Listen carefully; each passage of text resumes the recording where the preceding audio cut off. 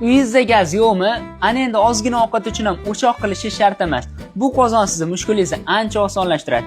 Buni qarang, juda bir ixcham, aqlli ishlangan. Tokda ishlaydi. Bu yog'iga bemalol tokda ovqat qilsangiz bo'ladi. Hozir mana uydagilar bilan chiroyli qilib dimlama qilyapmiz. Kuzatib tursanglar natijasini ko'rsatamiz. Qozonni ko'rishinglar mumkin, ichi keramika bo'ladi, yopishib qolmaydi. Eng qizig'i, gaz bilan bir xil vaqtda pishadi. Buni maza qiladigan joyi aytaymi nimada? Kimdirlar uyiga gaz tortmagan bo'ladi yoki uyda gaz bo'lmagan bo'ladi. O'choq olib ovora bo'lishi shart emas. Mashq qozon bilan bemalol ovqatlanib qolsangiz bo'ladi. Hammani ham imkoniyati yo'q o'choq qilishga. O'shaning uchun mashq qozonni bemalol maza qilib pishira olsangiz bo'ladi. Keyin mana ko'tarib ko'rsatyapman sizlarga. 3 qavat material bo'ladi, to'k urmaydi, issiq o'tmaydi. Ko'rishinglar mumkin, ovqat qovurilib turibdi, tugmachasi bo'ladi. Mana tez varianti bo'ladi. Bu o'chirasiz, bu yoqqa sekinlashtirsangiz bo'ladi. Mana qaynab qovurilib turibdi. Xo'p, o'ta xavfsiz ishlangan. Yosh kattalar uchun ham juda qulay-da bu. O'tirib olib bemalol qilsanglar bo'ladi. Agar domda turadigan bo'lsangiz, gaz o'chib qolsa, bitta olib qo'ying, kerak yo'q qoladi. Mana ovqatimiz ham pishdi.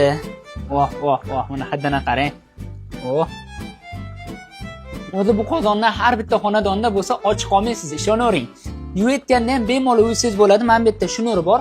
Uzib tashlaysiz, akkuratni yuvadigan bo'lsangiz, sizga uzoq yil xizmat qilib beradi. Shunaqa ekan bemalol qo'rqmasdan xarid qilsangiz bo'ladi. Hozir olib buyurtma beringlar.